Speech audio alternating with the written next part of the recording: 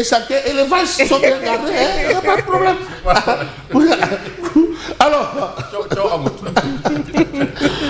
Bagdoutak, Sahar voilà. Alors, l'Assemblée nationale vote une loi doublant les peines de prison réprimant l'homosexualité. Là, ça, c'est un sujet que Sensei Jagboer,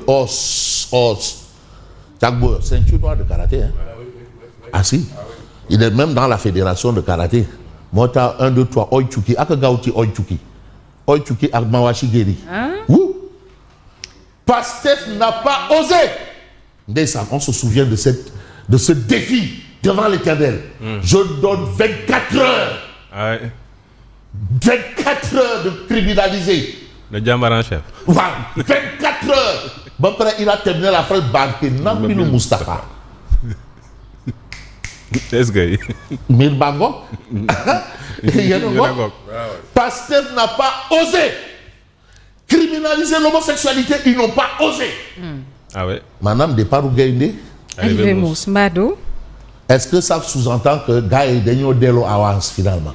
Ou la moitié avance? En tout cas. Ah, waouh. En tout cas, ils ont renié le. Parce que les gens leur ont dit sur ce côté-là, Burger, Béré, Beigne, Béré. Mais est-ce que finalement, ils n'ont pas fait du délo avance? En tout cas, Pastef n'a pas osé criminaliser l'homosexualité. Des articles plus flous, ça c'est Maître Elhadj Oumar Youm. Des articles plus flous, voilà ce que dénonce Maître Elhadj Oumar Youm. Il parle de failles du nouveau texte sur l'homosexualité. Il y a des failles. Finalement, ça protège qui? Est-ce que c'est un texte qui est contre? Dans le fond, dans la forme, on voit des lettres. Mais maintenant, les mots, qu'est-ce que cela sous-entend? Il faut comprendre. Et là, c'est la lecture transcendantale de Maître Elhadj Oumar Youm qui n'a pas eu besoin de faire le trajet Dakar, pour dire ce qu'il pense par rapport à cette nouvelle disposition. Finalement, c'est quoi? Pastef avait fait de la criminalisation de l'homosexualité l'un de ses principaux thèmes de campagne depuis 2016. Oui, c'est vrai. Finalement, on en est arrivé à quoi? À renforcer le durcissement. Durcissement. Alors, finalement, il y a ça. Vous avez, pour stabiliser leurs finances publiques, le Bénin, le Burkina et le Togo bénéficient d'un programme avec le FMI. Le Sénégal à la traîne. À la traîne. Wow. Non, mais non, c'est que le Sénégal a opté pour le souverainisme aussi. Hein. Plabou, sapla. Souverainisme, c'est un peu du café misère. Café misère, madame, café ndok ak sucre, ak bourou kese, amul mew, amul café. Café misère. Alors, le Bénin, le Burkina, le Togo bénéficient d'un programme avec le FMI, le Sénégal à la traîne. Voilà les actualités. À quoi servent les milliards empruntés? Ça aussi, c'est une interrogation. À part une poignée de privilégiés, tout le pays râle. Mais c'est le gueusum total. Niartou total. Mais face à ça, la réponse, c'est du Khuntu. C'est le président qui l'a dit. Wakou Kilifa, quand le président dit, tout le monde est au second. Donc ça, c'est cette actualité. On va évoluer avec une autre actualité. Parce que cette actualité, et là, ce quotidien nous dit quoi? Les pièges d'une loi. Cette loi-là, il y a des pièges. Durcissement des peines contre les actes contre nature, les pièges d'une loi. Et c'est au nom de la loi relative au droit à l'information qu'on peut lire les députés s'entre-déchirent autour de l'homosexualité. Finalement, criminalisation ou durcissement? En tout cas, ça continue à diviser la société. L'opinion. Et même l'opinion. Et on ne devait pas vraiment... Certains comprennent, sous-entendent qu'il est plutôt question de protéger cette catégorie-là. Et ceux qui sont menacés, ce sont les dénonciateurs. C'est ça. Vrai ou pas, en tout cas, la situation est telle que les faits sont là. Abdoumbo, Abdoulaye Tal, les joutes des cadors. C'est ce qu'on a noté d'après tout simplement l'AS. Mais vous avez le témoin. Renforcement des sanctions contre l'homosexualité. C'est une interrogation. Finalement, la loi dissuasive ou simple tromperie? Y a-t-il pas du Narembaï là-bas? Loi dissuasive ou simple tromperie? Vous avez la réaction de Maître Elhadj Oumar Youm qui parle de carence d'une loi à pas de charge. Carence. Parce que c'est un praticien du droit. Il a probablement une lecture à lui. Bon, le ministre de l'Intérieur aussi, c'est un praticien du droit. Un praticien de la loi, du droit. Donc, c'est justement sur ce ordre d'idée qu'on va essayer d'évoquer une autre actualité avec le quotidien. Monsieur Loumak, il faut faire attention. Vous savez l'information. Il nous a été rapporté quelque part que Maître Sidiki Kaba a été l'avocat de Karim Wade lors du procès de la CREI. Même Bibo Bourgi. Il ne l'est pas. Il ne l'a pas été. Il ne l'a pas. Au contraire, il était contre la CREI. Il était contre la CREI. Mais il faisait partie. C'était sa condition pour venir au ministère de la Justice. Non. Dans un de ses livres, Madjambal Diagne, il en parle. Oui. C'est-à-dire que s'il a été nommé, je crois savoir que c'était justement pour peut-être décrisper. Décrisper, voilà, c'était ça le but. Voilà, oui. Maintenant, quand des gens disent qu'il a été l'avocat de Karim Wade, déjà, c'est faux. Non, c'est faux, il ne l'a jamais été. Ça, c'est un gros mensonge. Peut-être on a pu dire qu'il a été avocat de Bibo. Et vous m'apprenez que ce n'était pas vrai. Non, l'avocat de Bibo, c'était Baboucar Sissé. D'ailleurs, Baboucar Sissé disait que la CREI est pire que le tribunal de Nuremberg. C'est de là que c'est sorti. Mais non, lui, il est venu là-bas. Au contraire, c'est lui qui a décrispé. Parce que la CREI, pourquoi subitement, on ne s'est retrouvé qu'avec un seul poursuivi, c'était Karim Wade. C'était lié justement à...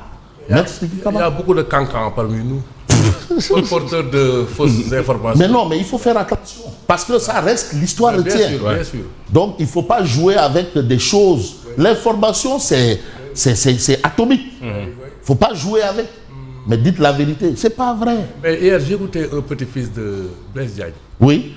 Il a pu rapporter que donc, celui-ci n'a jamais, donc son nom n'a jamais été Galaï. Avec acte de naissance. Oui, à l'appui. Acte de naissance à l'appui. À l'appui. Et pourquoi moi-même, donc pour le passé, voilà. Et voilà. Maître Sidiki Kaba n'a jamais été avocat de Karim Wade. Il est venu justement pour décrisper en tant que droit de l'homme. Et c'est ce qu'on a eu. La décrispation, détendre l'atmosphère. Et on en est arrivé à cette justement détente. Il n'y a que Karim et les 25, c'était 25, 24, dont jamais les Aboulaye Baldé et autres n'ont jamais été poursuivis. Alors, maintenant, dit qu'il a été l'avocat de Karim, c'est vraiment manqué à l'appel, quoi. Alors, le quotidien. Maître François Bregat sur l'affaire Madjambal. La matière judiciaire supporte peu l'équivoque. Le fait d'être partiellement favorable révèle les carences de la procédure.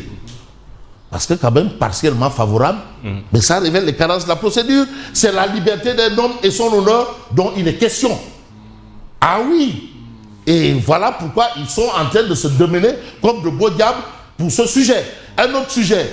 Jugé pour diffusion de fausses nouvelles, Cheikh Oumar Diagne délesté de 500 000 francs. Et ça, vous avez vu des réactions. Conduite sans permis à Zoura, interné à Tcharoy. Ça, c'est une autre information. D'information en information, on va voir le peuple quotidien qui parle de Wahwaret du siècle. Wahwaret du siècle. Donc, le peuple quotidien me gagne.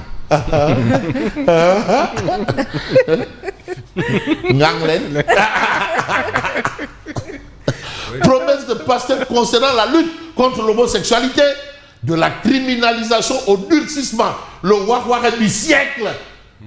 Anglais. Ça, on sait clair. Qui l'eût cru? Anglais.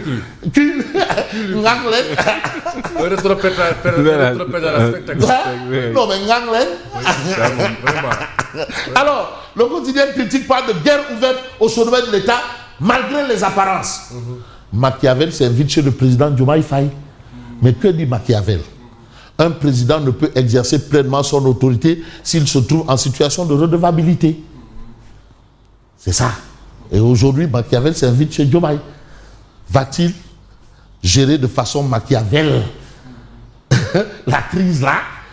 En tout cas, vous avez l'informateur qui dit Mingi Niaou de. Voilà Mingi Niaou. Mingi Niaou de. L'informateur. Et dans cette histoire, on peut aussi voir un journal qui s'appelle le Dakarois. Homosexualité, l'Assemblée nationale durcit la loi face au scepticisme de l'opposition. Les peines doublées. Conseil constitutionnel, CRNM, Aïssata Talsal et 22 autres députés saisissent le Conseil constitutionnel et parlent de lois non conformes à la Constitution. Oui, non conformes à la Constitution.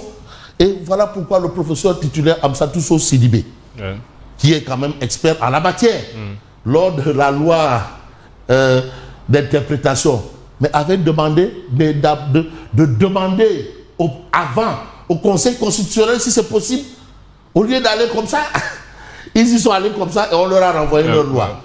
Parfois, il faut écouter. Affaire bi, c'est pas les biceps.